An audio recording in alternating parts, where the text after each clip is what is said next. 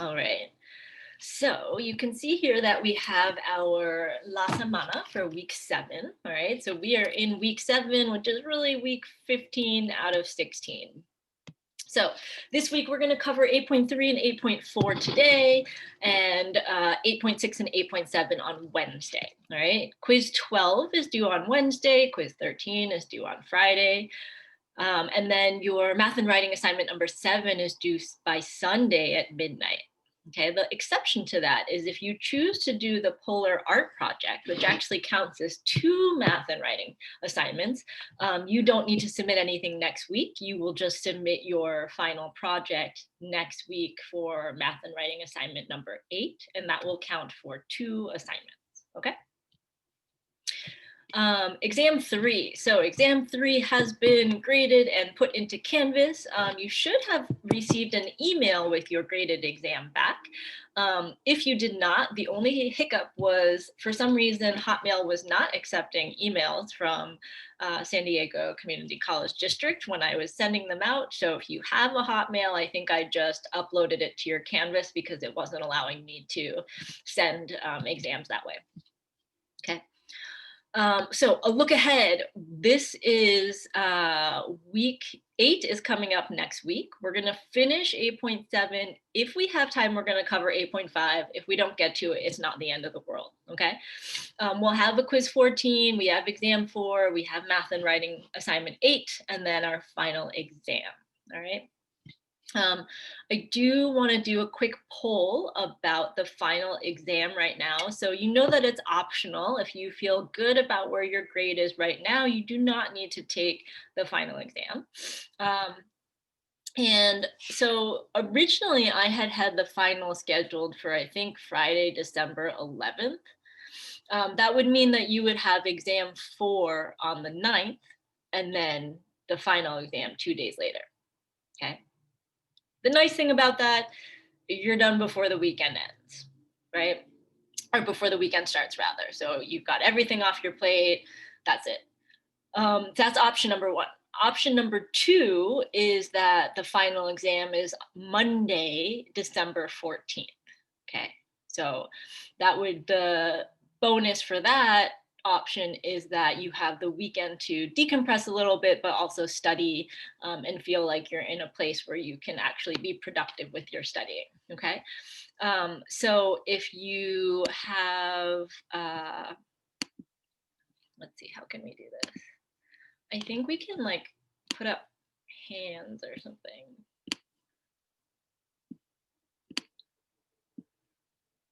If you would like the final to be on that Friday, maybe just give a thumbs up in the little window there so I can sort of count and see.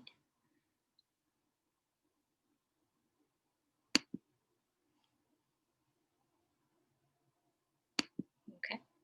And if you have your thumbs up, if you could put them down. And then if you would prefer the final to be on Monday, the 14th, go ahead and put like a thumbs up.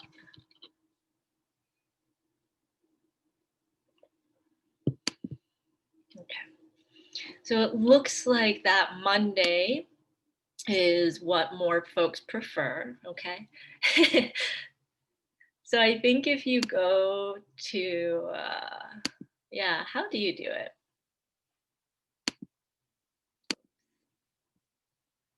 I believe if you go to your, like the bottom of the screen, there's like a place for you to have reactions. I think it's under reactions, okay? All right, cool. So let's go ahead and do that. We'll have, the final will be on that Monday, so you'll have some time to decide. It'll also give me more time to grade and get you your exams back. That way, if you're borderline, you're like, I don't know if I want to put in the effort to study or not, because I might not have to take it. You'll have your grade back and you can use that to make your final decision, okay? All right, so next semester, over the next week or 2, I'm going to be sending you information about 2 forms that you need to complete and return in order to be registered for the STEM core section of Math150 in the spring, okay? These are forms that allow you to bypass the traditional prerequisites, okay, for Math 150. So we do need to take care of that for the college in order for us to be able to move into this next class, okay? So if you earned a passing grade, meaning a C or higher, okay, I know high schools are different in terms of, like, some schools a D is passing, some schools it's not, but at community college here in San Diego, you need a C or higher in order to be passing. If you earned a passing grade in both Math 116 and Math 104, then go ahead and complete the forms by the given deadline. I think some of them require you to maybe put a signature on that. So if you're having some technology issues, definitely reach out to me and we can figure out some ways to make that work, okay? This is sort of the unfortunate news, though, in that unfortunately, if you did not pass one or both of the math classes that you took this fall, and then unfortunately, you did not clear your prerequisites to move on to Math 150, okay? So if this is you, I would really encourage you to reach out to Patty, who's our STEM counselor, as soon as possible to plan what courses you're gonna be taking next semester, okay?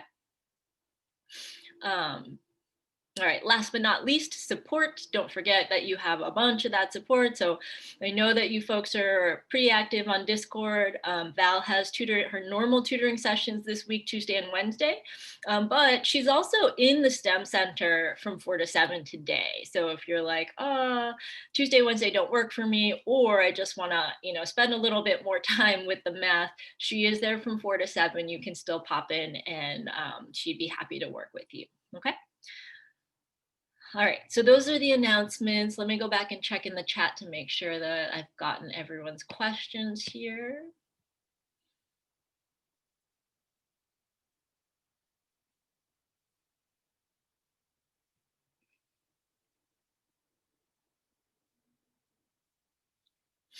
All right, so there's one question about test corrections. I did not say anything about test corrections.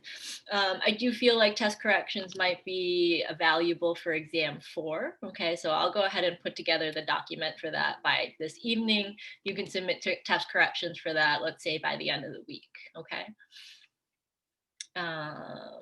So the final is going to replace the lowest exam grade. If you do it, yeah, and you're not going to exempt our lowest test grade. Right, so if you have a test grade that you're looking to drop, then it would be a good idea to take the final. Okay, so if there's an exam that you want to replace, then take the final. Do better on the final than you did on that exam and you're good to go. So regarding the homework with the polar art project, if we do WebAssign for week 1, will that end up being extra points? No. What happens if you get a bad grade on the final? Sucks to be you. I'm just kidding. Yeah, I mean, I wouldn't take it just to be like, I don't know, let's see what happens. Like, if you're gonna take it, take it. Okay. Test corrections for exam 3, Thea. I'm sorry, I think I might have said 4. I meant 3. Okay.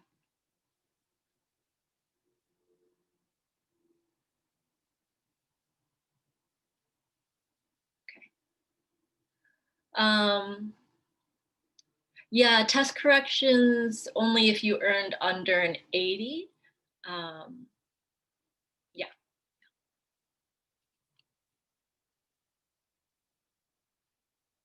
Okay. Any other questions?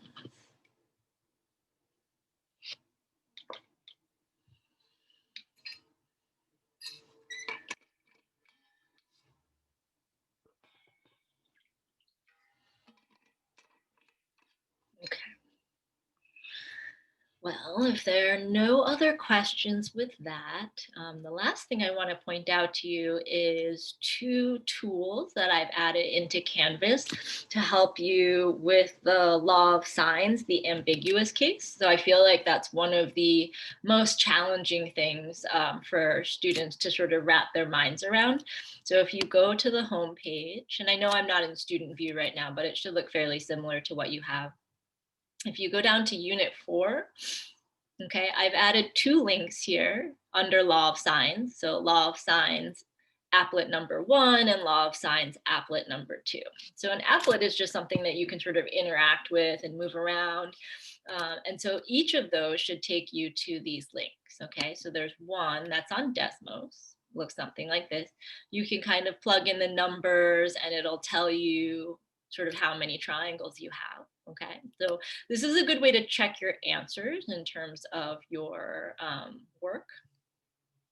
The other applet is going to be this one. It's on GeoGebra, which is sort of, it's like Desmos. You can kind of move things around and visualize things, okay?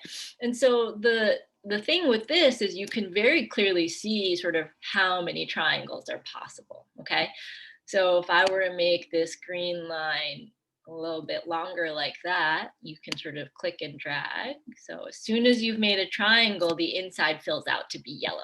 Okay, so I made one triangle here, but I believe, oh, that's actually it. You can only make one triangle with that given length, okay? But if we were to change some other things around, okay, I can make one triangle here. And then actually, if I swing it the other way, I can actually create a second triangle. Okay, so if you're a visual learner, this might not be a bad idea to kind of play around with in addition to the lecture videos that I posted for Law of Science. Okay, so those are linked on Canvas for you, so you can take a look at those. And I did also share them with Val, so if you have any questions about using them or working through the questions and like what do the numbers actually mean, she'll be able to help you out with that. Okay.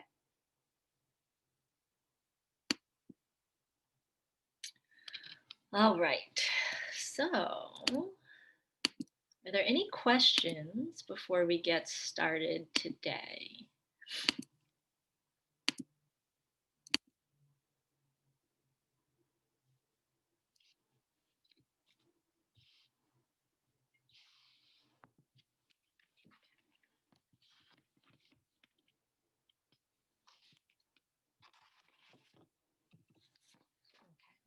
The last thing I want to remind you about is when you go into Canvas, you can, because I've already put in exam 4 and the final exam, you can play what if. So you can type in like, okay, what if I get an 85 on this and a 90 on this? What is my final grade going to be? Or you can sort of play around with all the points that are left and see what you would need to achieve a given grade, okay? I wouldn't obsess over that too much, but it's a nice way to kind of check and see where you are at in terms of how you're going to finish off the semester. Okay. All right, so all that being said, let's go ahead and jump into today's lesson, okay? So today's lesson, we're gonna start with 8.3. So if you go to the 8.3 page, you should be able to see some blank notes there. We're gonna learn about some graphing. We're gonna do a little activity during class. And we're basically gonna learn how to graph with a different coordinate system, okay? So let me go ahead and share my screen.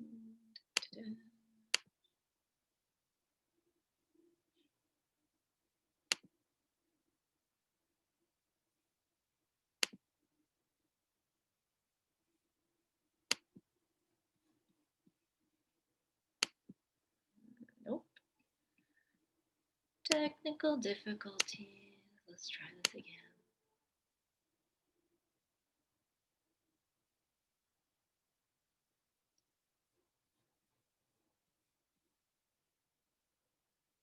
What are you guys seeing on the screen right now? Is it the Canvas page? It still says Juju has started sharing screen, so I think it's just loading.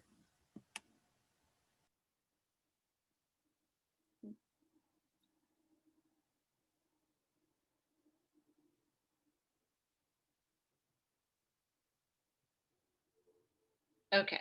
Now does it say 8.3? Yes. Oh, it's on the screen. Okay. Here we go.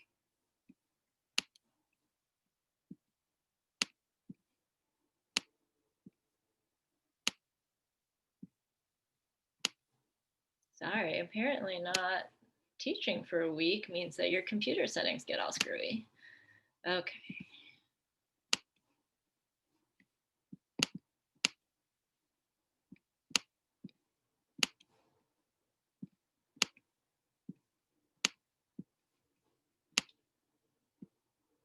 Okay. All right. Yeah, the computer is also taking a break. Okay. Nope.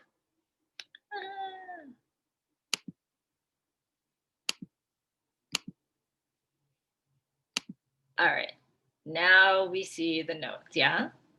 Yes. Okay. All right. All right, so here we go. All right, let's start off with a little what we know and what's new. And so what we know on the left-hand side that we've been doing since, I don't know, middle school, maybe even late elementary school is plotting points on an XY grid, okay? And so we know that if we wanted to plot this pink point 0, 0, it's just 0 to the right and then 0 up, and that's why it's at the origin, right? And if we think about this point 2, 3, the 2 means that we go 2 units to the right, and the 3 means we go 3 units up, and then bam, there's the point. Okay, and we could do the same thing with the red point -3, 1, and the blue point -1.5, -2.5. We know how to graph all those points, okay? And so what's new is this new coordinate system that we see on the right. So it's got a bunch of circles, okay? And this coordinate plane is called a polar coordinate plane, okay? And all of the coordinates that we see are actually not of the form x comma y, but they are of the form r comma theta. Yeah, exactly. Okay, so this old way that we know actually also has a name. It's called rectangular coordinates because it's sort of like built on a rectangle. And those ones we know are x comma y, okay? But in the polar coordinate plane, we don't use x and y, we use r comma theta, okay? And so what we're going to focus on for the first half of class is we're going to take a look at how to sort of use these coordinates, how to change back and forth between rectangular and polar coordinates.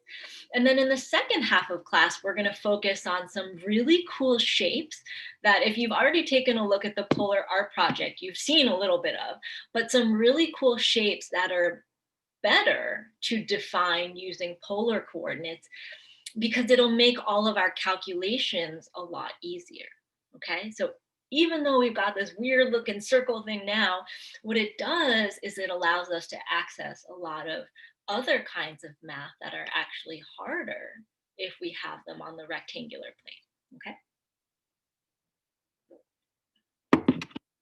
Rectangular and Cartesian are actually the same thing. So if you learned this as Cartesian plane, that's also fine. Let's put that in there, Cartesian.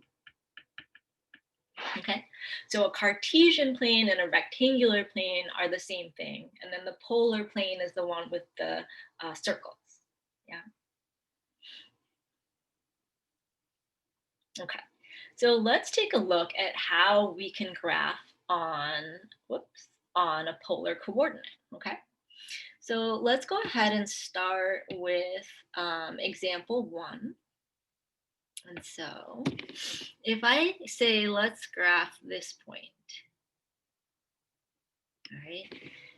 A is 3 comma pi over 4, all right? Now we said earlier that these coordinates are like are an r comma theta, okay? So our r for point A is 3 and our theta is pi over 4. Okay, so that's how we read the numbers. But here's how we plot them. We actually plot the theta first. Okay, so that's a little bit weird and different for us. We actually go to the theta first, and then we plot the r. Okay, so the first thing we're going to do is we're going to find out where is pi over 4. Okay, so we go, it's just like our unit circle, we find pi over 4 to be right here. Yeah. Okay. Now, from the center of the whole grid, okay, I'm going to erase that point in a little bit, but just so you know where I'm starting. From the center, I'm going to count out in the direction of pi over 4, and I'm going to count out 3 circles. Okay, so from my center, I go 1, 2, 3. Okay. Does that make sense how I got that bigger pink point?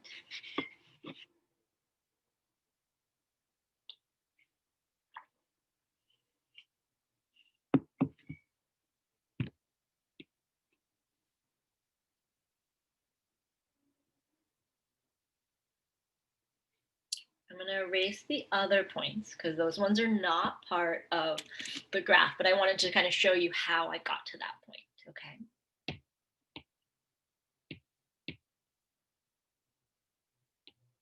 All right, let's try plotting point B, all right? Where is point B going to go? If you can draw on the screen, see if you can go ahead and draw where point B is.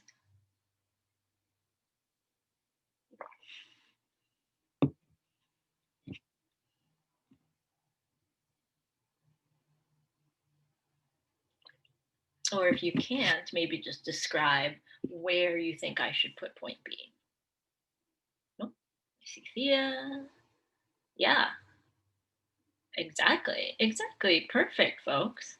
All right, so you go to the pi over 2, which is straight up and down. It's the same as 90 degrees. And then from the center, we count out, we count out 2 circles. And that's exactly where we have it. Perfect. Okay. So let's go ahead and try plotting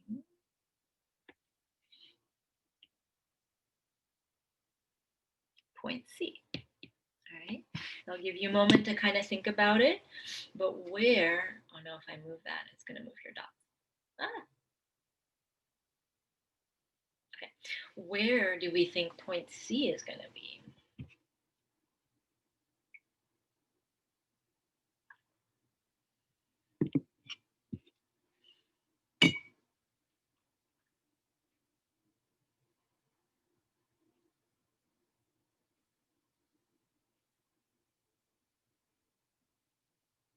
Mm-hmm. 4 pi over 3, exactly. It's way down in quadrant 3, and we're going out 4 circles. Perfect, very nice. So 4 pi over 3, and then I'm going to go out 1, 2, 3, 4. Exactly, perfect. And so we've got point C over here.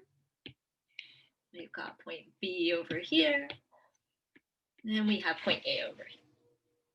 Okay. All right. Any questions so far on example 1?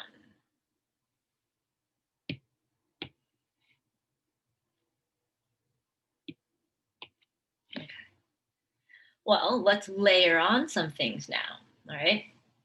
So let's see if we can graph point D.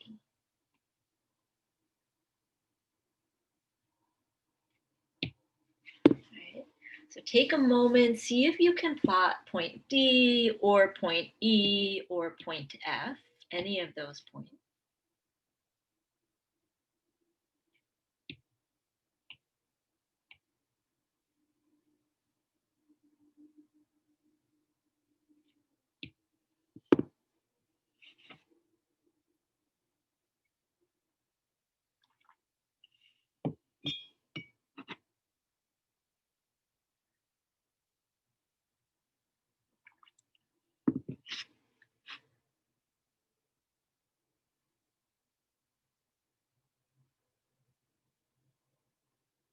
right, I think I see a point D.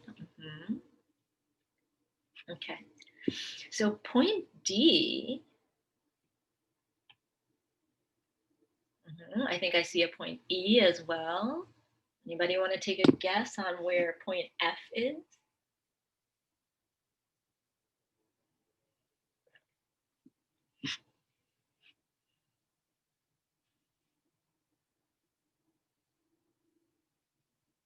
Nice, nice, very cool. I like it, I like it. Okay. All right, so let's kind of walk through where all these came from, okay? So question A was like, or question example one was just like, let's remember the unit circle. Let's learn how to find the theta first and then go to the R. Now, example two starts to layer on a little bit more complexity where we're thinking some of these angles are not necessarily labeled on here. And now we have some negative angles and we have a negative R value, okay? So an angle, or for point D, we're going to go to 9 pi over 4. And if you think about counting around the unit circle, which we learned way back when we first learned the unit circle, we've got 1 pi over 4, 2 pi over 4, 3 pi over 4, 4 pi over 4, 5 pi over 4, 6 pi over 4, 7 pi over 4. But it doesn't stop there, right? Because we can keep going. So what comes after 7? We have 8 pi over 4. And this is actually the same as 9 pi over. Okay? So I know that's one of those small things that it's like, okay, when are we really going to see numbers that are sort of more than one time around the unit circle? But it is just kind of come back again. All right? And so now that we've located our theta, we're going to go out 3 units. Now we have point D. Okay.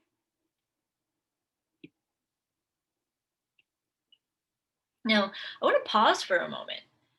Point D, if we compare and contrast, isn't that exactly where point A is?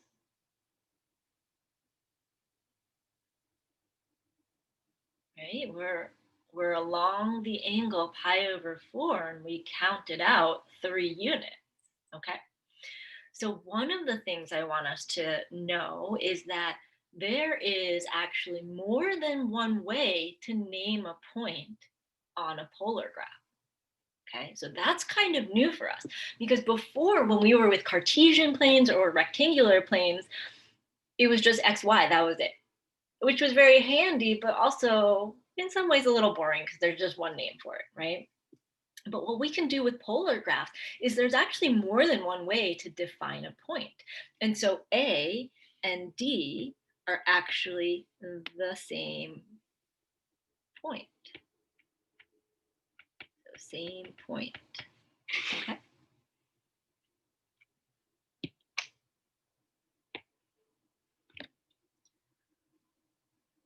All right, let's take a look at point E. All right, so I saw point E, it looked like someone went and did this as point E. Yeah. Okay. So now how do we do that? So we go to the angle pi over 2, which is up here. Okay. And it says 2, like we're going out 2 circles.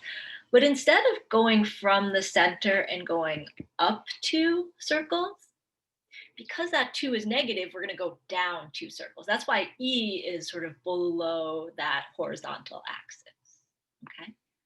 So let me get rid of the X, but that is where point E is. Okay. Can someone give me a different name for point E? Like what other sort of directions could I give someone to say, here's point E?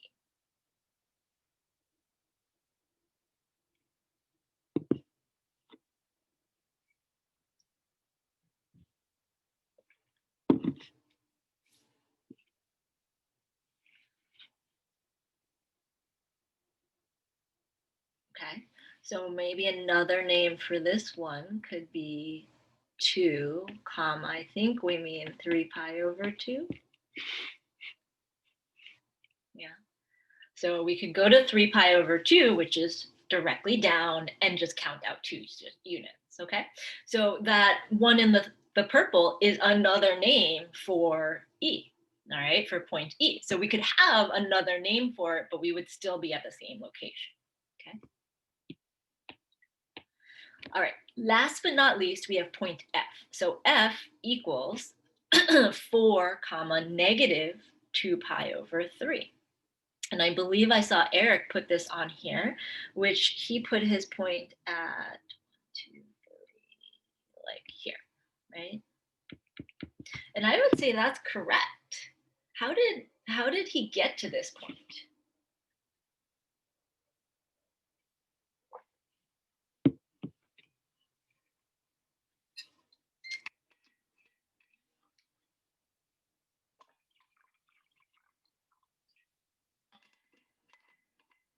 Right? The directions say 4 comma negative 2 pi over 3. And yeah, exactly, David.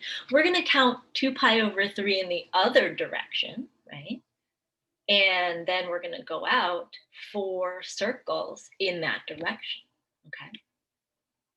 Now, I think this is something that folks were maybe a little unclear on the first time we learned the negative angle. So another way you could think about like how to find negative 2 pi over 3, if you can tell me where regular 2 pi over 3 is, right? We can find that because that's listed on the unit circle.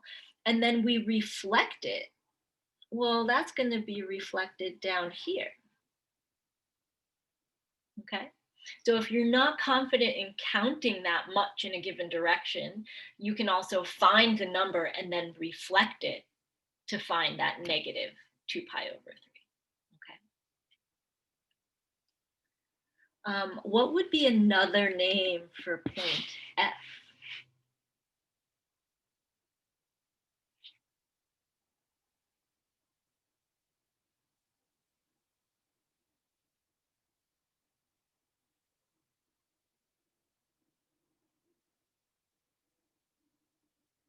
Four comma 4 pi over 3. Good. Yeah, 4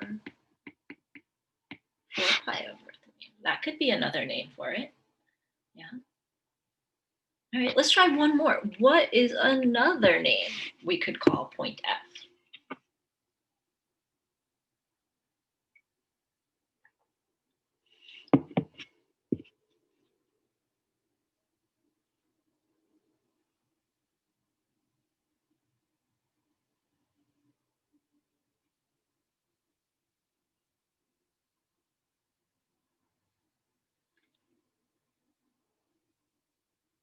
Perfect, I like it. So we could go to pi over 3, okay? But then we could make it go negative 4, so we go in the opposite direction. Exactly, okay? So lots of different ways to name the points, all right? Okay. So since this is like we're just coming back off of a week-long break, I'm gonna stop the sharing for a moment, okay? And what I'm going to have us do is if you are in Canvas, I'm going to have you go to the assignments. And I'm going to ask you to go to classwork number 5, okay? So if you can go to classwork number 5 in Canvas. Now, I know that we don't always have Canvas open when we are in class, so I'll give you a moment to open that up.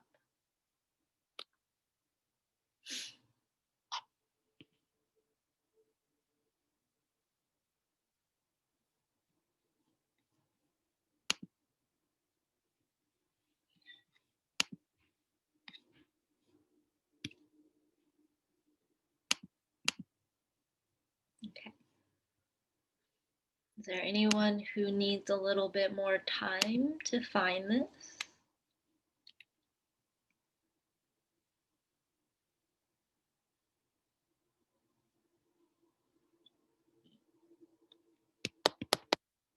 Okay.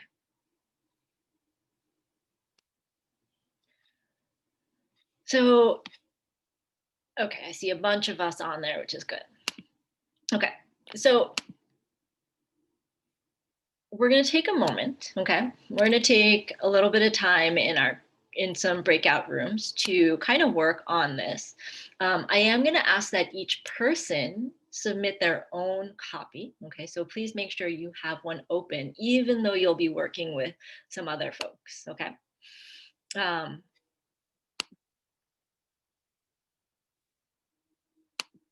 I think the directions are fairly self-explanatory. But before we break out into the different rooms, maybe take a look at the directions, which is the second slide, and let me know if you have any questions. No, it doesn't work only on PC. It's a Google slide, so it should work no matter what platform you have. Okay.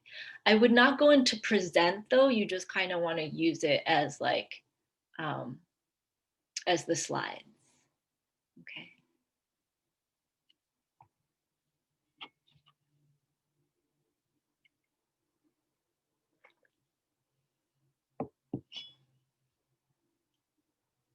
Yes, if you could make your own copy, that would be wonderful. Okay, so I think once you make a copy, you should be able to move things around, which I'm not sure you can do if you're only in view mode right now.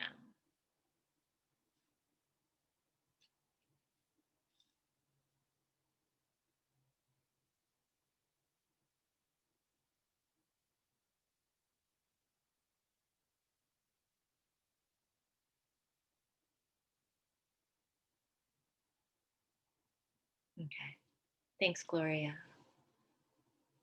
Okay. All right, so let's take a moment and take a look at those directions and see if there are any questions. But basically, this is just a little quick activity to get us thinking more about like, how do we come up with different names for the same point, and to think about like which names are the same and which ones are not. Okay. And there's some super cute little winter animals dressed up, so we can kind of click and drag them to see which ones do or don't match. Okay. At the very end, the last slide, slide 6, has a place for you to put all your answers in. All right. But let's take maybe about 10 minutes now, go into some breakout rooms and play around with this polar coordinates game. I know that the trig identities was just a lot for our brains. I don't want us to like lose this love for math, so let's kind of lighten it up a little bit and see what happens. Okay. So let me put you folks into some breakout rooms. And let's see, it's 10:15 right now, so we'll come back in about 10 minutes, okay?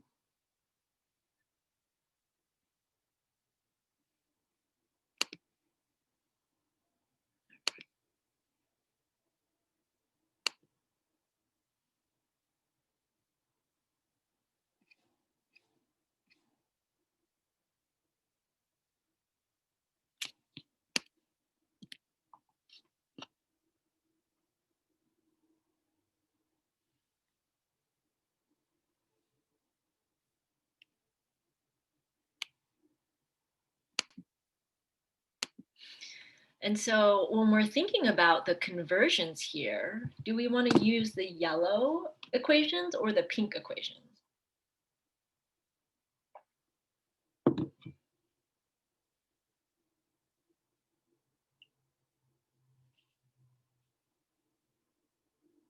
The yellow ones, okay. And so when we're thinking about that, when we say we want rectangular coordinates, that means our answer should be an x comma y, okay? Because we have polar, we want to get to rectangular, all right? So before we plug things into the formula, if I have my 3 comma pi over 6, I know that r equals 3 and that theta equals pi over 6. Okay, so I know that from the given information. Now I need an x and I need a y. And so what I can say is that x is going to be, and I'm just going to grab that first yellow equation, r cosine theta. And I also know that y is going to be r sine theta. Okay. And so now all I need to do is plug in my r and plug in my theta. All right. So x is going to equal 3 cosine of pi over 6, and y will equal 3 sine of pi over 6. Okay. Now that's not where we're going to leave it because these are nice unit circle values. So what we want to do is actually go ahead and find out what our cosine of pi over 6 is, what's our sine pi over 6, substitute those values in, and then get actual coordinates, okay? So if we think about cosine of pi over 6 from our unit circle, we know that that's root 3 over 2. And we know that sine of pi over 6 is 1/2. Okay. And so what does that give us? Well, x is going to be 3 root 3 over 2. And y is going to be 3 over 2. Okay. And so for our answer, we're going to write them as a coordinate, 3 root 3 over 2, comma 3 over 2 is the same as 3 comma pi over 6. Okay. Any questions on how we converted between from the polar to the rectangular?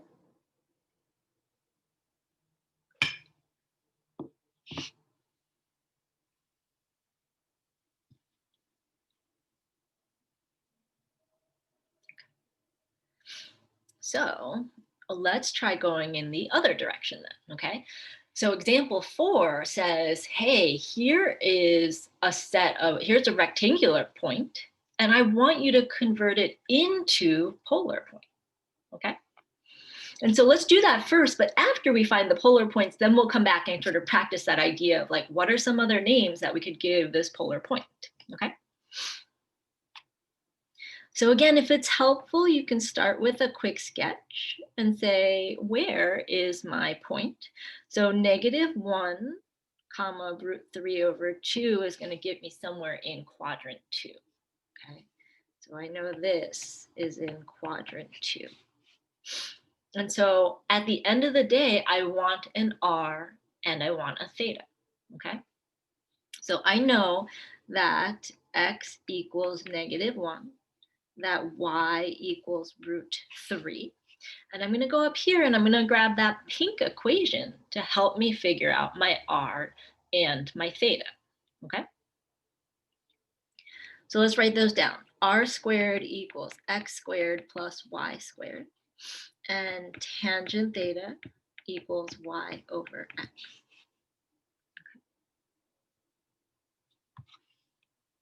So let's find r first. So r squared equals -1 squared plus root 3 squared.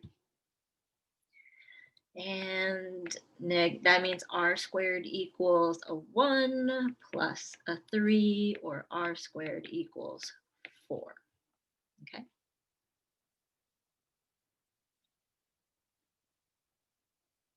What does that mean r can equal?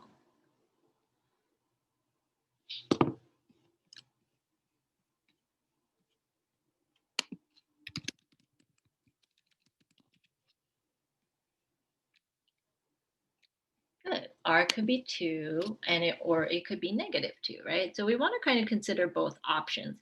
Now the picture sort of helps us decide like which one could be a potential name, okay? But we have to consider that with the angle too, because sometimes like we could have it positive or negative, and like the combination of angles and r's will give us a certain point, okay?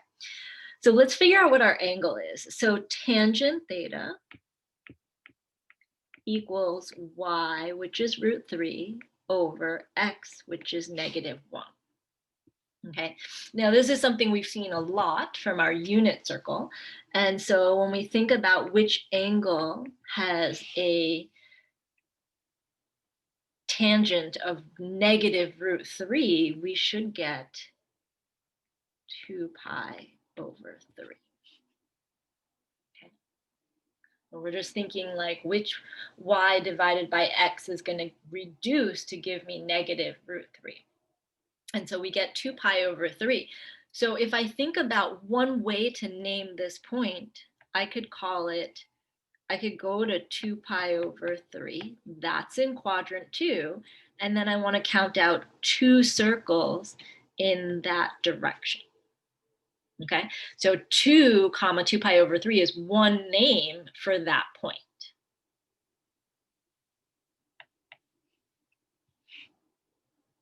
All right. Let me pause here for a moment. Are there any questions so far about the conversions between the polar or the rectangular and the polar?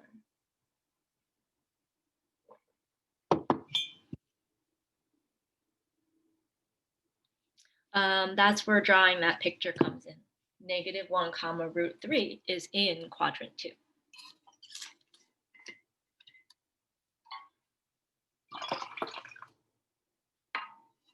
Is that what you were asking or no?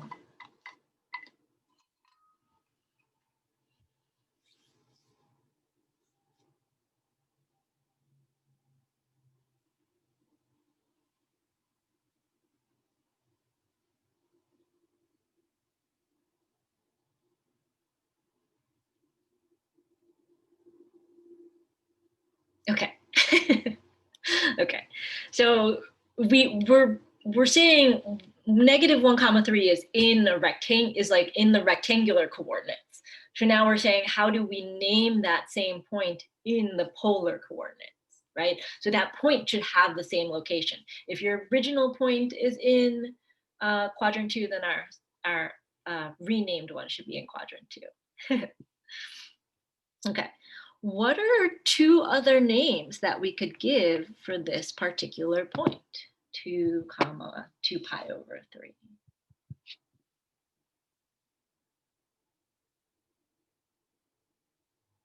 Let's see, negative 2 comma 5 pi over 3.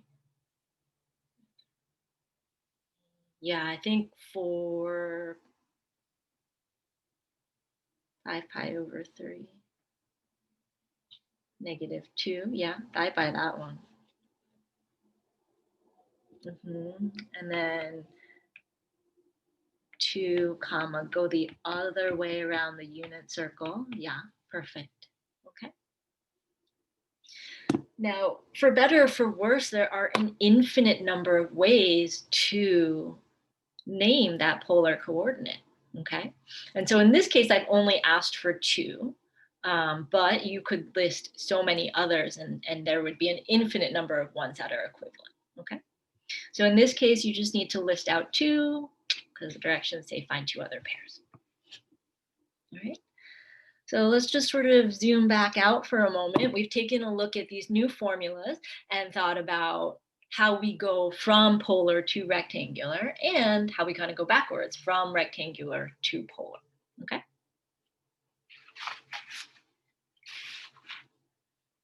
All right, now before we go on break, let's go ahead and finish up this section, okay? And so what we're going to finish up 8.3 with is now not just converting one point to another point, but actually converting whole equations to a different form, okay? Now the good news is we're still going to use the same equations. So equation 1, which is the x and the y, and then equation 2, which is the r and the tangent, okay? And the same thing holds true. If I have polar and I want to go to rectangular, I'm going to use the yellow equation. And if I have rectangular and I want to go to polar, I use the pink equation. Okay. You don't need to copy those down again if you're sort of writing your own notes. I just wanted it sort of to be fresh on this page for us because we're going to use it for the next few problems, okay? So let's take a look at example 5. All right, so example 5, it says find the polar equation for x squared plus y squared equals 9. Now what that means is after we convert our equation, we should only have r and theta, and there should be no more x's in there and no more y's. Does that make sense? So no more x's, no more y's, only r and theta. Right? So what might be a good first step here? How are we going to get rid of these x's and y's?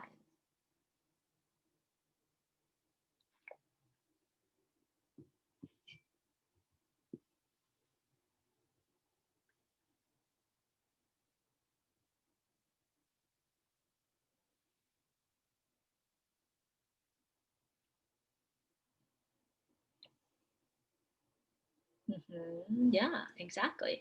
And maybe more specifically, what can we replace x squared plus y squared with?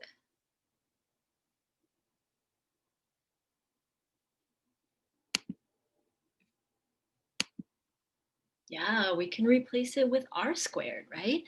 That's this equation right here. It says that r squared is the same thing as x squared plus y squared. Oh, excuse me. And so what we can do is we're going to take this left-hand side, and everywhere we see that x squared plus y squared, we're going to replace it with r squared. Okay, so we're just doing a substitution here.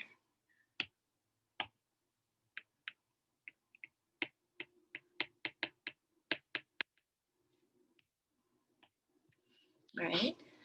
Now, in general, we usually write our answer as r equals something, okay?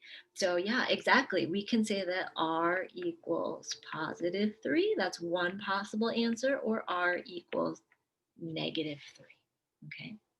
Now, positive and negatives aren't always the same picture, so to speak, but in this case, it happens that they are, okay? So both of these will actually give you the same picture. Now, without looking on Desmos or any sort of other graphing application, anybody know what shape this is going to be? X squared plus y squared equals 9.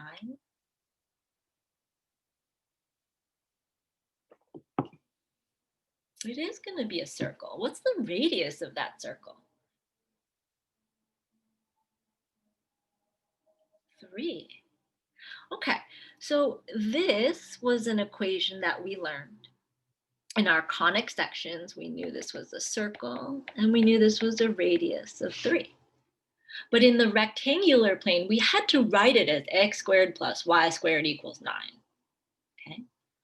But if we want to work in polar, the only equation we need is r equals 3. But that's much more simple. So when we get to calculus and we start doing integrals and derivatives with all of these things, it's going to be nicer to have a more simple equation. Okay, so we're not there yet, but that's where we're going in a class or two, is that sometimes it's easier to say r equals 3 instead of x squared plus y squared equals 9. Okay.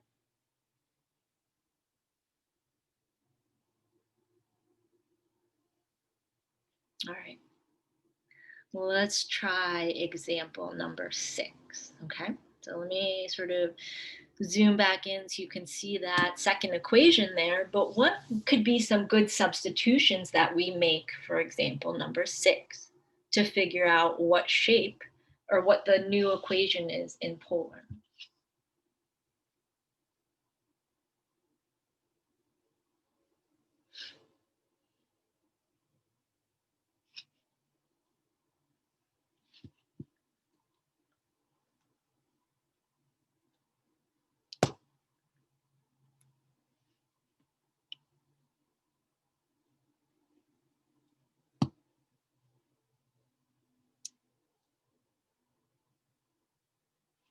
What's your question on 5?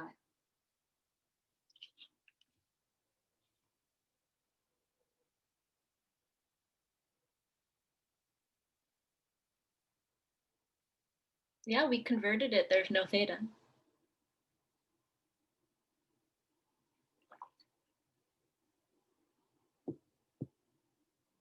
That is the equation though, r equals 3. It's like sometimes you could have a line. Yeah. I think the part where I just got confused is I thought we were looking for a point, and then I realized it's the equation. Oh, no more points. We're looking at an equation. Okay. All right. So what kind of substitutions might be helpful for example 6? That's really what we're looking for. When we say convert, we're saying how can we substitute it with things that we know are true, okay?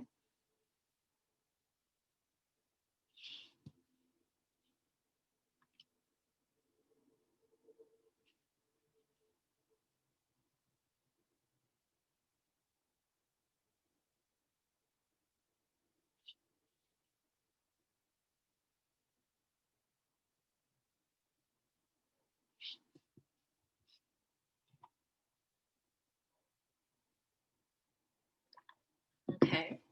So it looks to me like we use the same substitution we did for number 5, right? We know from that pink equation that x squared plus y squared we can write as r squared. So we're going to go ahead and do the same thing. We're going to take x squared plus y squared and say that's the same thing as r squared, okay? And all we're doing is a substitution, all right? Yes, now the other side says 6y, okay? But if we're converting to polar, we want no more x's and no more y's. So I really like what Eric put in there, which is everywhere we see a y, we're gonna go ahead and write it as r sine theta. Okay, does everyone see where we got that from? Where we got that y is the same thing as r sine theta? Okay, so this y is the same thing as r sine theta. And so this was also just a substitution. Okay, so we're just putting in another way of saying it so that we have all r's and all thetas and no more x's and y's. That's sort of our goal. Okay. So I want to pause here for a moment. How are we feeling about the substitution step? Because that is actually really important. The rest of it we can sort of manipulate, but this is like the new stuff, the substitution piece.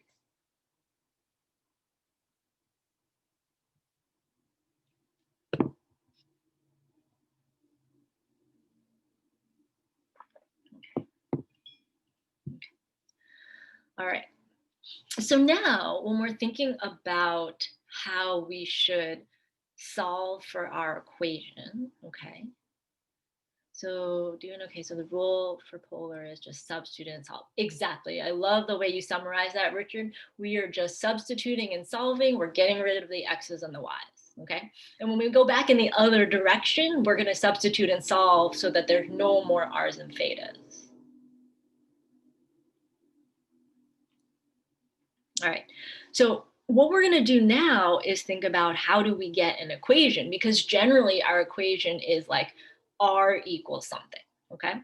And so what we're going to do here, we're going to use a trick that is hopefully familiar at this point. We see a squared, like r squared, which means we're going to move everything to one side, set it equal to 0, okay? So we're going to do r squared.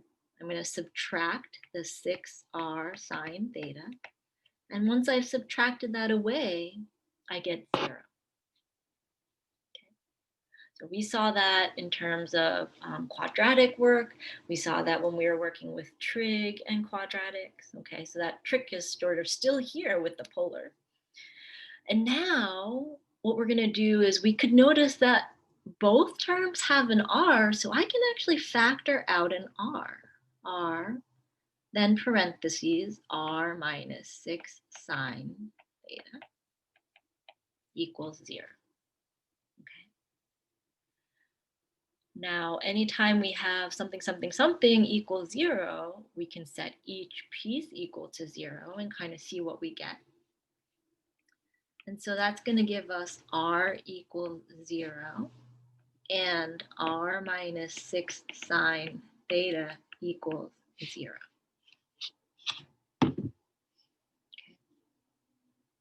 So one of these is already solved for r. The other one, I have to just add that 6 sine theta to the other side.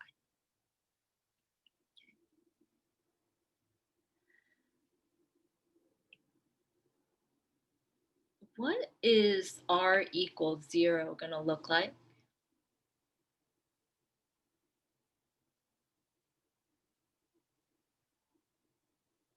Yeah, this is actually just a point at the origin. Okay, that is a point at the origin.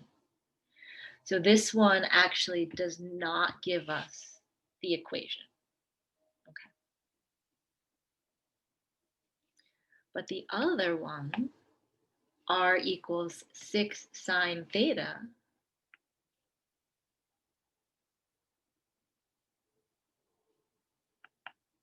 this gives us our polar equation. Okay.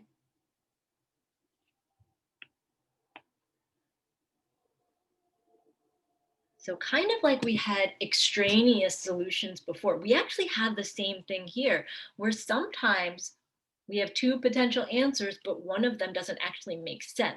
In this case, because it's just the point at the center, okay?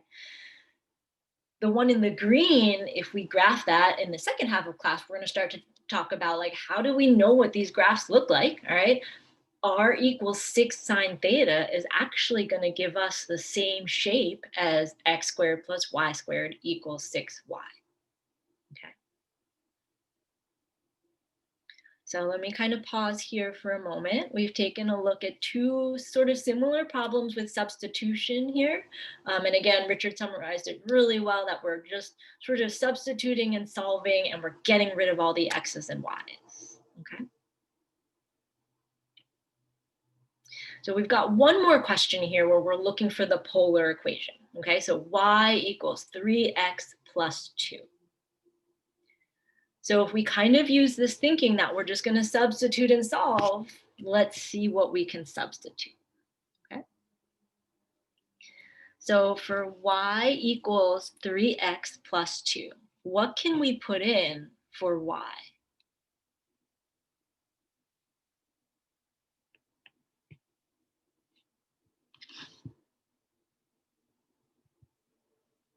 Okay, so r sine theta. Yeah, because that's our substitution. Perfect.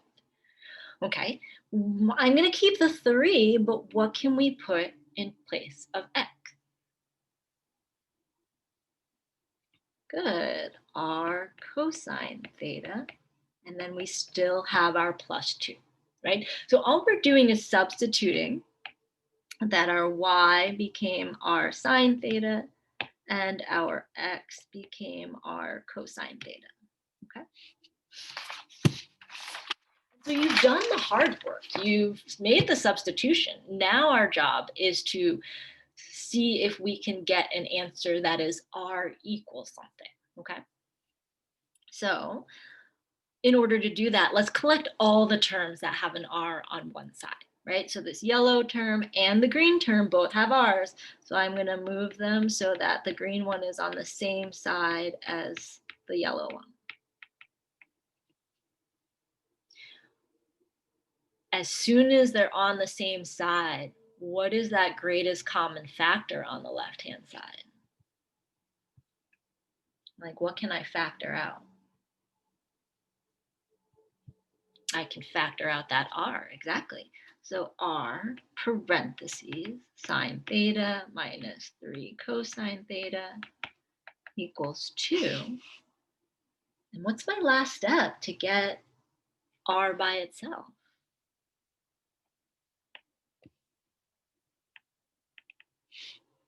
Divide, you got it. So 2 over sine theta minus 3 cosine theta. Okay. So which equation do you think is easier to work with in this case? The rectangular one in the problem, y equals 3x plus 2, or the polar equation, r equals 2 over sine theta minus 3 cosine theta?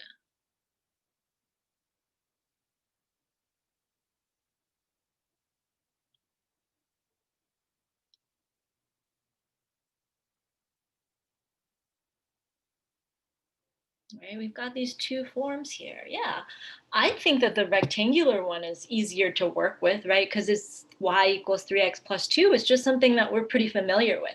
So sometimes the rectangular form is easier to work with, okay, like number 7. But sometimes, like examples 5 and 6, the rectangular one, or the polar one rather, is easier to work with. Okay, so that's why we need to be able to go back and forth, because sometimes one is easier than the other, and we always want to make this as straightforward as possible for ourselves. Okay, all right, we ready to try going in the other direction here? We got some polar equations. We're going to try and find the rectangular ones that go with it. Okay, so let's start with example number 8 here. All right, so I've got r equals 3 over 1 minus 2 cosine theta. Now, our goal, if we want a rectangular equation, is we got to get rid of the r's and the thetas, right? We want rectangular or Cartesian, which means x's and y's only in our equation, not r's and theta. Okay. So take a moment, look at this. What do you want to substitute?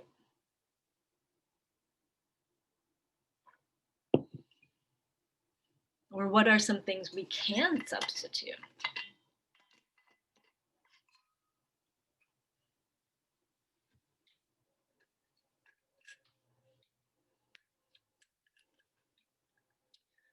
Okay, what are we gonna replace cosine theta with?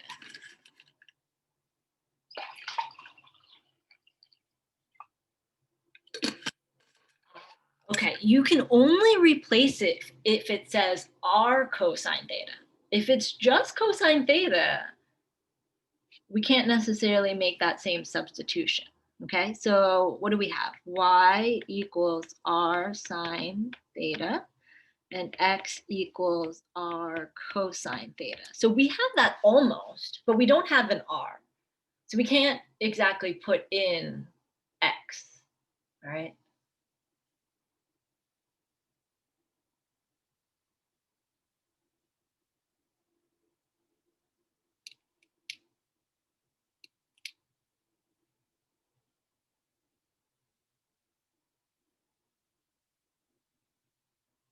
Okay, ISO says multiply by that denominator. Okay, so if we multiply, we'll get r times 1 minus 2 cosine theta equals 3. All right, what can we do from here?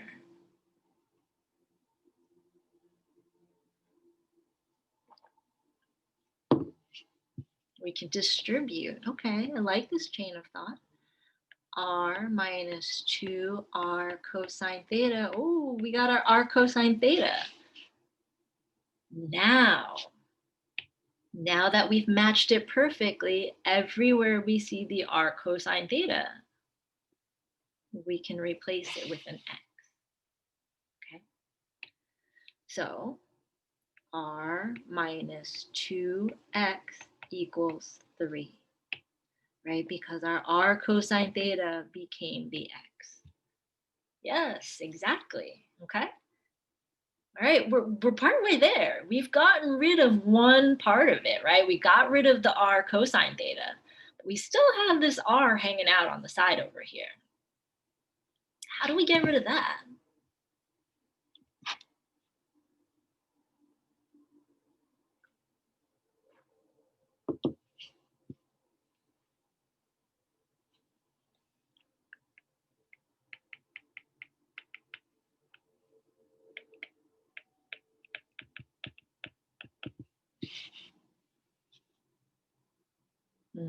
We could square everything, but we'd have to like foil this side. You know what I mean? Like when we square it, we'd have to foil that left-hand side. All right, that would give us something like r squared minus 4rx plus 4x squared. So I think we could substitute that r squared, but then we'd still have this rx that we couldn't really get rid of. Okay. It's not a bad thought though. You're sort of headed in the right direction.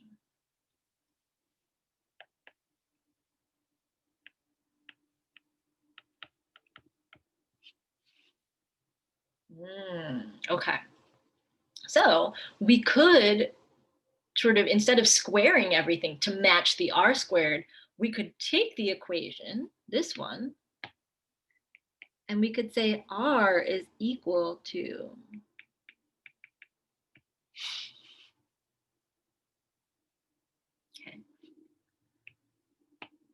which means that everywhere we see an r, we can actually write it as the square root of x squared plus y squared.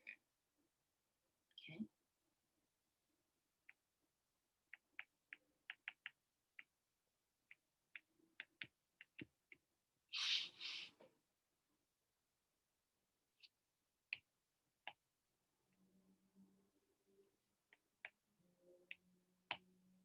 That's a nice trick we can add to that toolbox of how we get rid of the r's and thetas, is that sometimes we can say, instead of saying the r squared, we can say r equals the square root and then substitute that in, okay?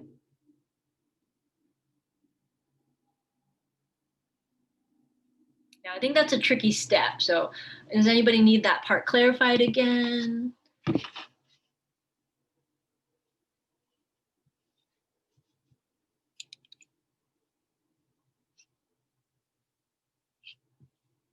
Okay, so we wanted to substitute in r, and our issue is that we only have r squared. Okay, so what did we do? Well, if we want to substitute, let's figure out what r equals. And so we just took the square root from our formula, so this blue one down here, and we said r equals the square root of x squared plus y squared.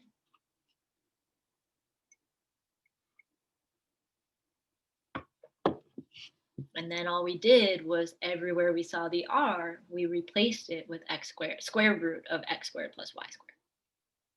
Okay. So substitution, but we had to do a little bit of work first to make it look like one of the equations that we had. All right. Now this line right here, okay, we're going to sort of introduce a new word that you might see in the future, is this is called an implicit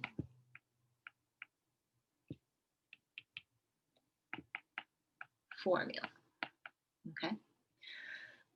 So the square root of x squared plus y squared minus 2x equals 3 is an implicit formula. That is a fancy way of saying we didn't solve for y. That's all it means. It's like the x's and y's all mixed together, okay? Now we could solve for y here if we wanted, okay? So if we wanted to solve for y, we could do this. We could keep this on this side. We could add the 2x to the other side. Okay. Then we could square both sides.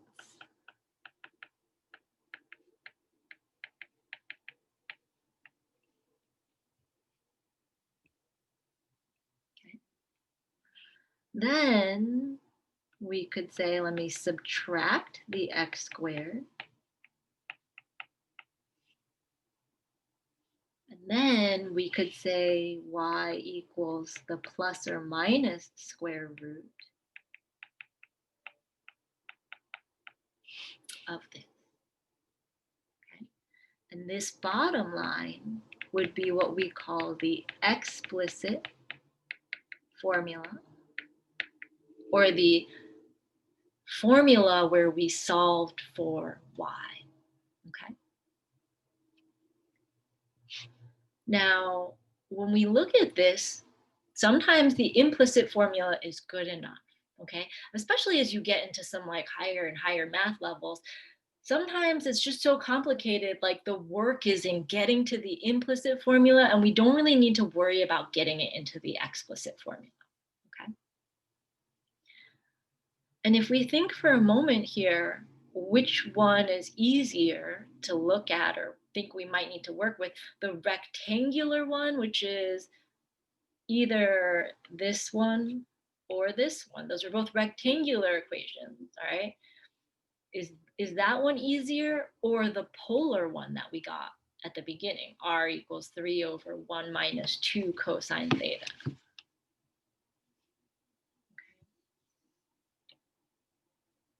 When we think about these, what we're going to find is like, we might not like fractions, but sometimes the fraction in the polar equation is actually better than dealing with a bunch of square roots.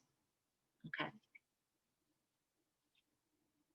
So doing a little bit of substitution here in thinking about sometimes we have to modify the different equations and what might our process be to solve for the thing, whatever we're looking for, okay?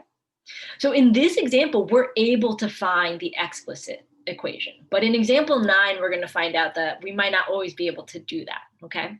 So in example 9, we're going to focus on just getting rid of the r and getting rid of the theta so that we can get an implicit formula for the rectangular equation, okay? So let's take a look at this one. R equals sine 2 theta. What are our thoughts here?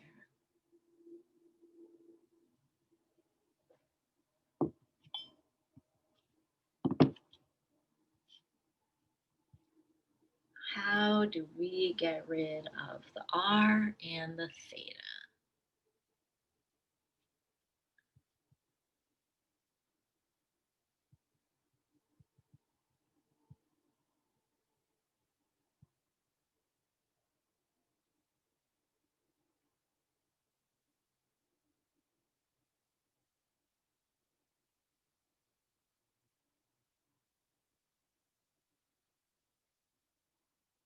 Okay, all right. So r can be the square root of x squared plus y squared. Okay, I like that. I like that. Ah, you guys, A plus, A plus. Yeah, okay, that's sine 2 theta, right?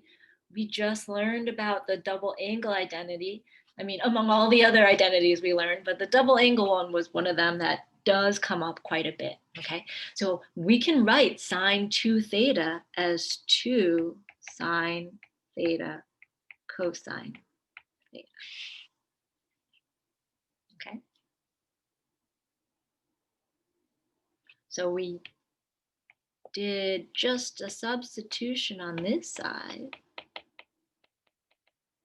And on this side, we use the double angle formula.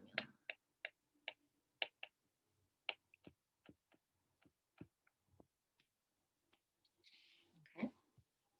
Now we're sort of there. We've got x's and y's on the left-hand side, but we still have thetas on the right-hand side. What are some ideas on how we can get rid of the thetas?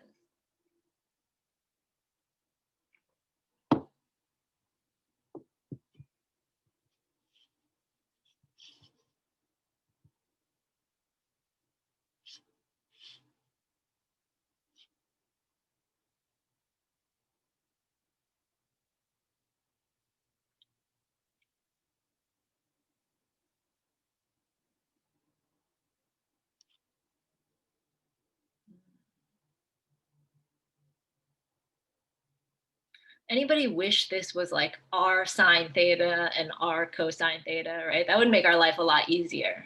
Yeah, okay, right? Because if I had r sine theta, what could I replace it with? Y. And if I had r cosine theta, what could I replace that with? X.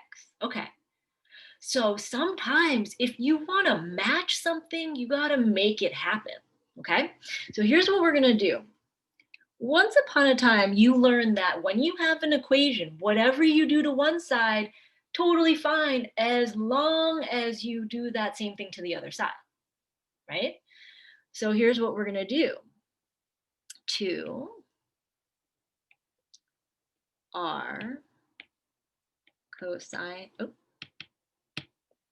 sine theta. So I'm going to multiply a purple r onto the right-hand side and r cosine theta, and an orange one to the cosine. So now I've got a purple r and an orange r that I multiplied to that side. Now I could make my substitution, r sine theta becomes y and r cosine theta becomes x, okay? But if that's all I do and I keep the left-hand side the way it is, I've violated one of the most fundamental things about equations, which is I did one thing to one side and I did not do it to the other side. Okay. So this is all going to be fine and good as long as, what do I have to multiply to the other side?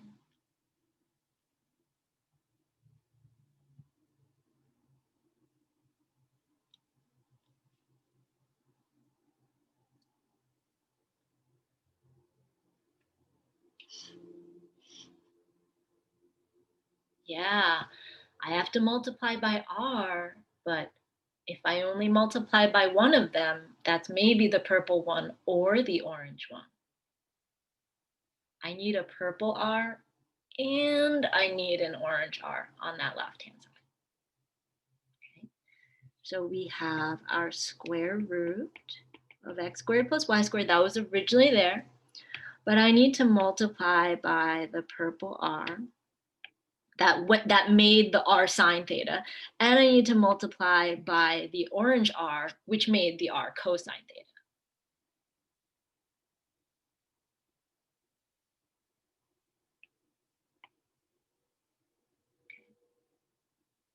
Let me pause here for a moment because I think that's a pretty big connection right there, that whatever we do to that right-hand side, we also have to keep it balanced on the left-hand side. So basically, we multiplied both sides by r squared, but you kind of passed it around to the sine and cosine. Yes, exactly. Exactly. That's a really great summary, Yitan. Okay. And check this out. Now we have r squared. What can we replace r squared with?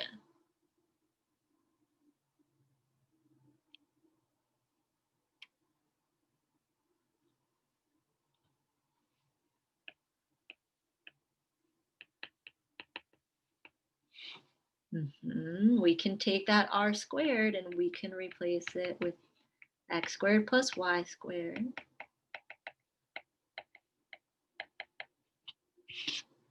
Okay.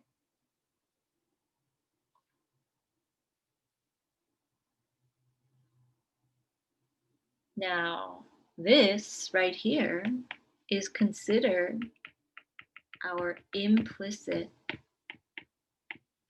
formula. Okay.